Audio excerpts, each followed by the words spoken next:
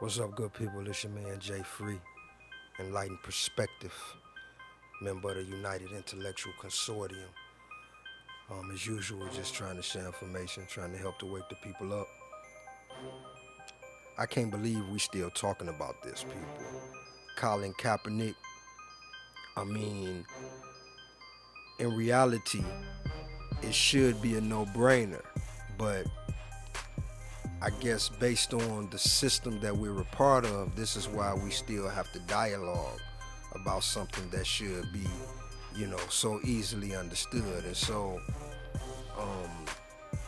here we are on the brink of the next NFL season, which is why I think it's pertinent because we're still having conversations. And so I think that people need to understand exactly what it is that's going on so that we can take our rightful position, because the fact that we're still having a discussion about something so simple shows you the divide that exists within the country.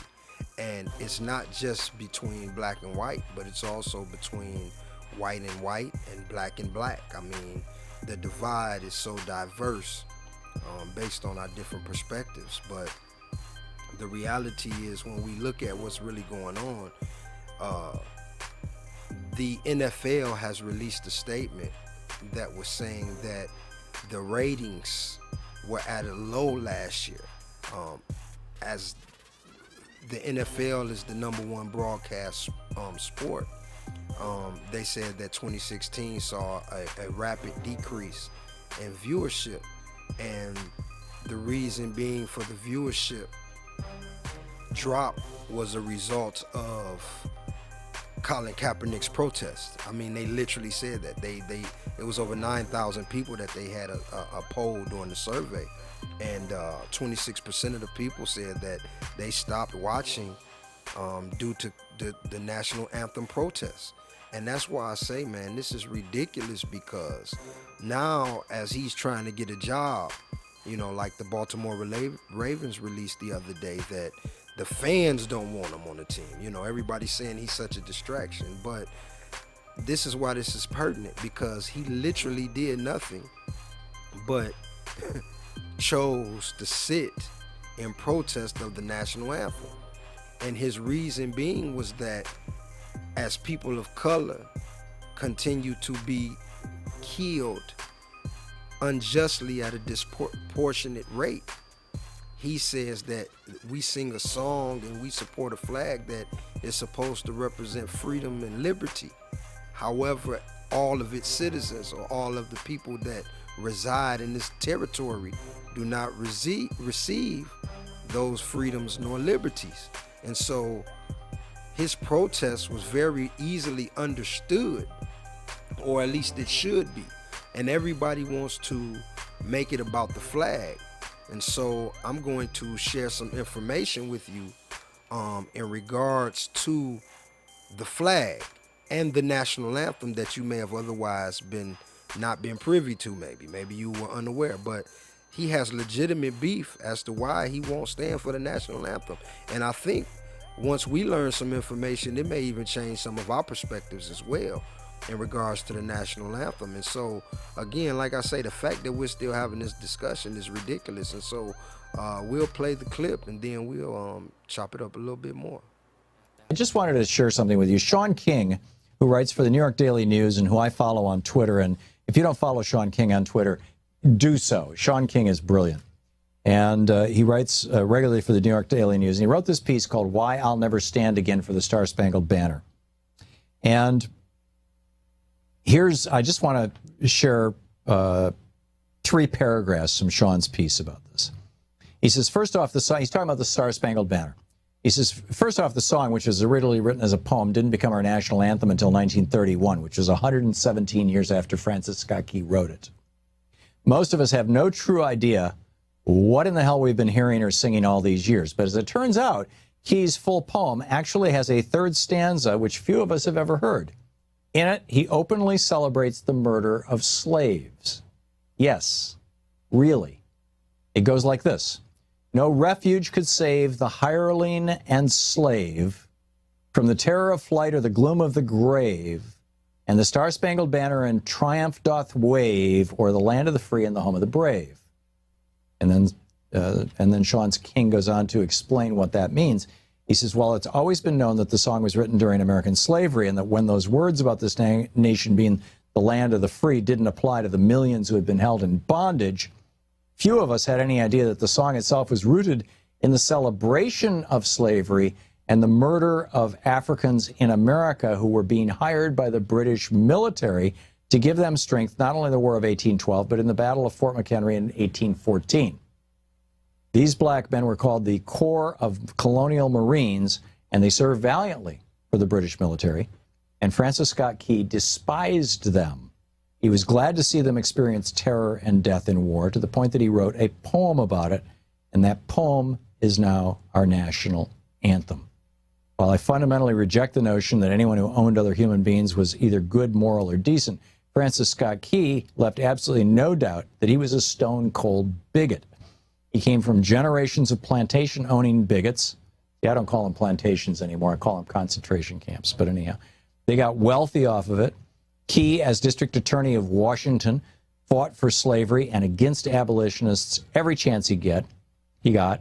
Even when Africans in D.C. were injured or murdered, Francis Scott Key stood strong against justice for them. He openly spoke racist words against Africans in America.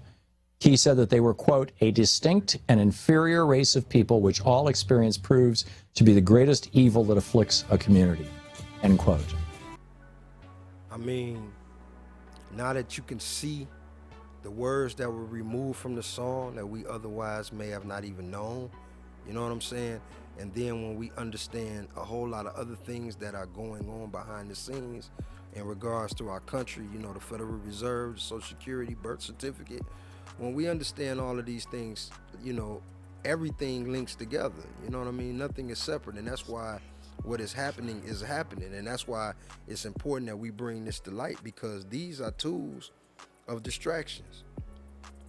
You see what I'm saying? And so, again, it definitely, this issue has nothing to do with talent nor ability.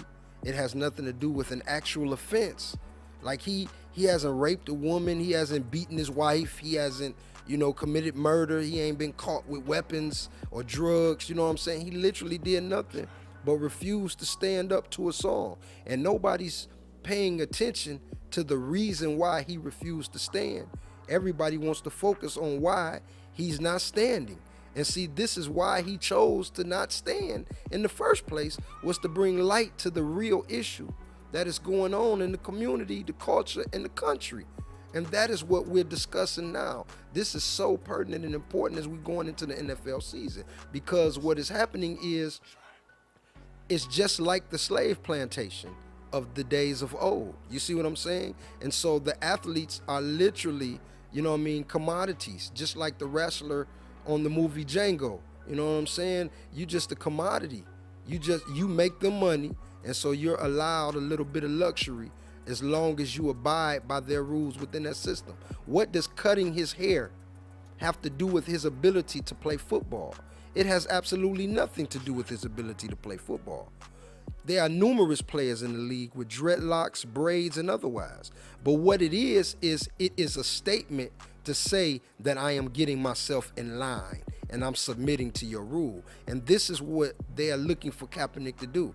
It's not about cutting his hair. They could care less. It's just the fact that now that this is going on and he's showing himself to be rebellious and showing himself that he's going to stand up and buck against the system, they saying, no, boy, you need to get back in place. And so just like Vic did when he cleaned up his act, you know what I'm saying? Notice how he looked before, you know, the character who he was before, tattoos, cornrows, you see what I'm saying? But after they put him in this place and he went through the situation he went through, he came back out clean cut.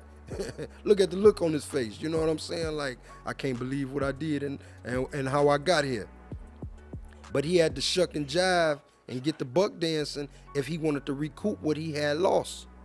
And that's how they do. They beat you back into subjection. This is what we're talking about, still being on the plantation. No matter what level of appeared success that you achieve or reach, you know what I'm saying? You still are subject to the master's hand.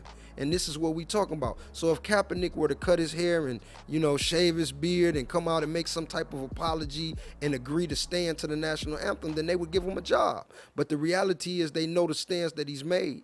And in this offseason, he's been very active within the communities, as well as the fact that I'm pretty sure he's not going to stand for the national anthem again this year. And this is why they're saying that he's the cause. They put his name personally and said that he is the cause for the decline in the ratings of the NFL on last year. And if we as a community of people can't see how this is wrong to all of us, so for everyone that's getting ready to purchase their Sunday ticket and getting ready to sit in front of the team, the screen and watch the NFL this season, for everybody that can't wait to buy tickets to go support their team and to buy jerseys and spend all of this money, look at what you're supporting. And that's why Kaepernick is refusing to do what he's doing, because he understands. So it's up to us to understand. We have to pull back. We got to begin to boycott. We got to make a stand. I can speak personally and say I am a football player. I played college ball and had a shot to go pro. And I only mention that not bragging. I'm saying that to say, as much as I love football, I stopped watching last year. I didn't watch the Super Bowl on last year. And I'm saying this is where I'm at already. And I'm just saying this is why I share what I share with our people, because it's up to us to become aware and pay attention to what's going on. They're blackballing this brother because he chooses to not bow to the system and submit to their rule. But he, just like a Trayvon Martin, a Eric Gardner, a Philando Castile, a Tamir Rice, a Sandra Bland, he is a sacrifice. Each individual situation still reveals the overtone of the whole situation that we are involved in. So it's up to us as a collective to speak up and say something against it.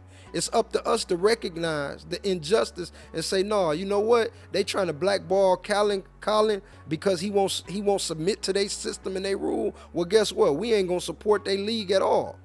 Why would we need their league? If we left their league and started our own league, guess what we would have?